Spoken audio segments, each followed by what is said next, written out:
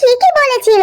দেখো আমাদের ঘরের সামনে। খিরে অবনি, এতক্ষণ ধরে শুধু শুধু আমার দোকানের দিকে তাকিয়ে আছিস কেন বলতো?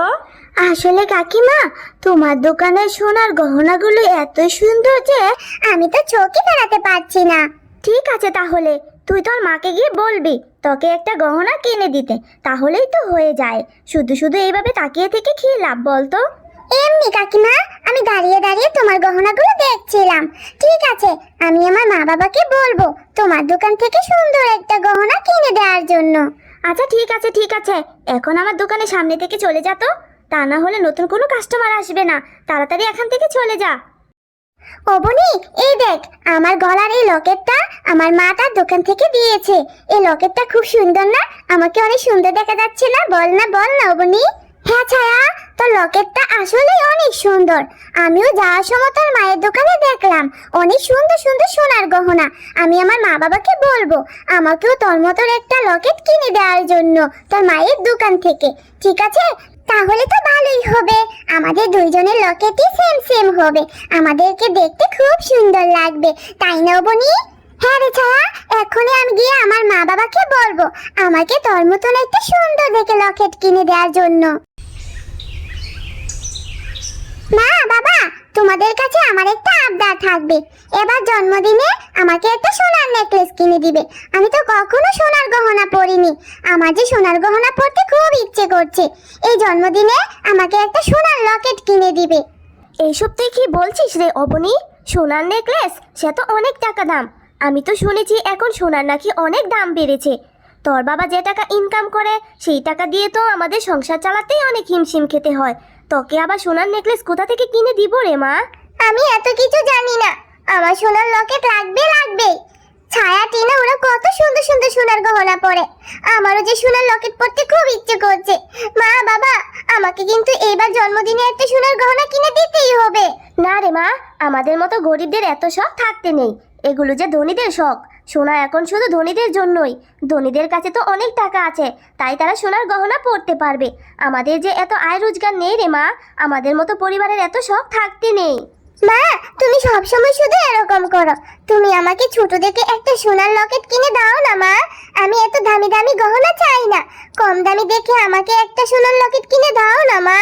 আমি যে আমার বন্ধুদেরকে বলেছি এবার আমিও ওদের মতো একটা সোনার লকেট কিনবো। ও মা, কিনে দাও না। হ্যাঁ গো অবনির মা, তুমি আমার মেয়ের সাথে এইরকম ব্যবহার কেন করছো? আজকে আমি সারাদিন যেই টাকা রোজগার করব সেই টাকা তুমি কোথাও খরচ করবে না। আর ঘরে যে 1000 টাকা জমানো আছে, এই টাকা নিয়ে তুমি আজই কাকুলি ভাবির দোকান থেকে আমার মেয়েকে একটা সোনার গহনা কিনে দিবে। হয়েছে হয়েছে, তোমরা বাবা আর মেয়ে মিলে পাগল হয়ে গেছো। তোমরা জানো একটা সোনার গহনার কত টাকা দাম? এই টাকা দিয়ে তো কিছুই হবে না। আরে হবে হবে, তুমি দেখো, তুমি দোকানে গিয়েই দেখো না, তুমি ছোট হলেও একটা সোনার গহনা আমার মেয়েকে আজকেই কিনে দিবে। এই নাও অবনীর মা, এখানে 2000 টাকা আছে, আর গড়ে যে 1000 টাকা আছে, এই 3000 টাকা নিয়ে তুমি কাকুলি বাবির দোকানে যাও। ওখানে গিয়ে আমার মেয়েকে ছোট দেখে একটা সোনার গহনা কিনে দাও। হ্যাঁ গো, এমন পাগলামো কেন করছো? আমার জানা মতে সোনার গহনার তো এখন অনেক টাকা দাম। এই 3000 টাকা দিয়ে তো কিছুই পাওয়া যাবে না।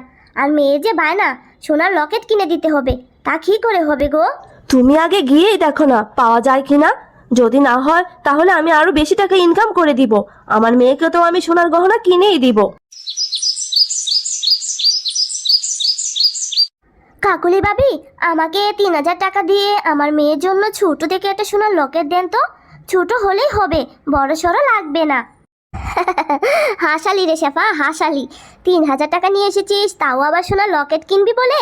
কখনো শুনেছিস 3000 টাকা দিয়ে এখন সোনার গহনা পাওয়া যায়?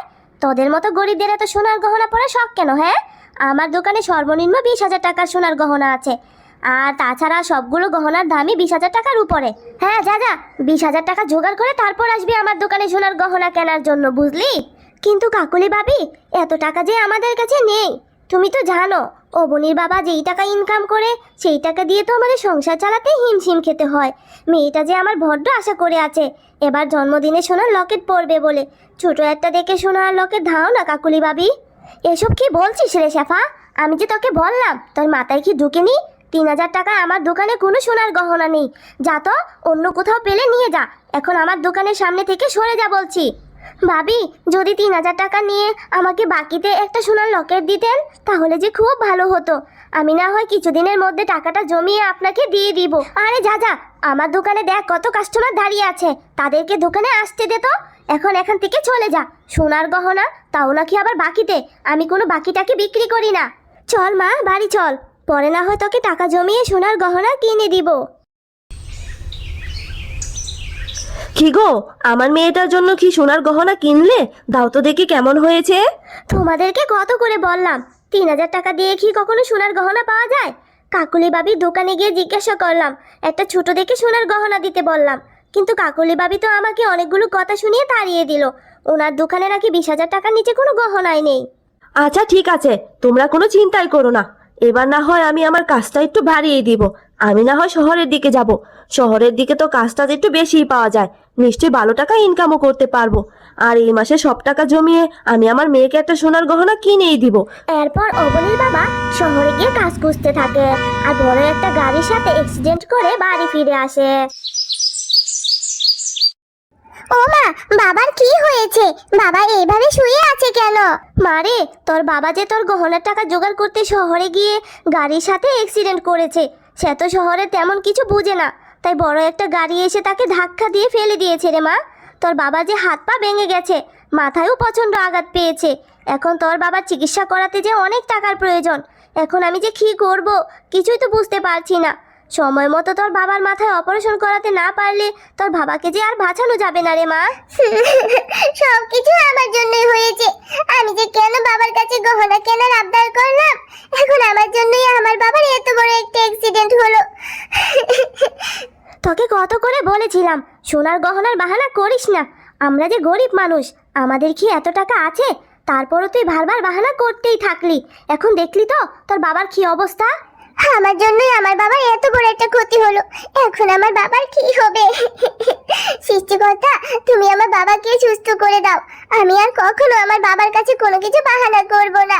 তুমি আমার বাবাকে তাড়াতাড়ি সুস্থ করে দাও। ছোট্ট মেয়ে, তুমি এখানে বসে বসে কাঁদছো কেন? কি হয়েছে তোমার, বলো আমাকে। এরপর অবনী পরীকে সব ঘটনা খুলে বলে। সব কথা শুনে পরী বলে, ও এই ব্যাপার, তুমি একদমই চিন্তা করো না। আমি তোমাকে একটি জাদুর বীজ দিচ্ছি। এটা তুমি নিয়ে তোমার বাড়ির উঠোনে রোপণ করে দাও। দেখবে তোমাদের সকল সমস্যার সমাধান হয়ে গেছে। এরপর পরী জাদু করে একটি বীজ এনে দেয় আর অবনী সেই বীজটি নিয়ে বাড়ির উঠোনে রোপণ করে দেয়। হ্যাঁ রে অবনী, তুই বাড়ির উঠোনে এটা কি রোপণ করছিস? মা, পরী আমাকে একটা জাদুর বীজ দিয়েছে। আমি সেই বীজটি এখানে রোপণ করেছি। পরী বলেছে আমাদের সকল সমস্যার নাকি সমাধান হয়ে যাবে। কি সব বলছিস রে অবনী? এমনিতেই তোর বাবা অসুস্থ, সেই চিন্তায় আমি বাঁচি না। তুই আবার কি পাগলামি শুরু করলি বলতো?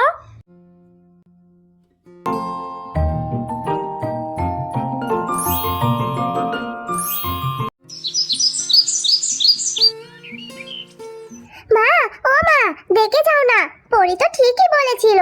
দেখো আমাদের ঘরের সামনে কত বড় একটা সোনার গহনার গাছ হয়েছে। হ্যাঁ রে মা, এটা কি করে হলো? সোনার গহনার গাছ, সেটা তো আমি জীবনেও দেখিনি। হ্যাঁ অবনী, আমি হলাম জাদুর সোনার গহনার গাছ। তুমি চাইলে এই গাছ থেকে সোনার গহনা নিয়ে পড়তে পারবে আর এই গাছে ধরা সোনার গহনাগুলো বিক্রিও করতে পারবে। তাতে করে তোমার বাবা চিকিৎসাও করতে পারবে। আরে, এতে তো ভালোই হলো। তাহলে তো এই গাছ থেকে গহনা বিক্রি করে অবনীর বাবা চিকিৎসাও করতে পারবো। হ্যাঁ সৃষ্টিকর্তা, তোমার দরবারে লাখো কোটি শুকরিয়া।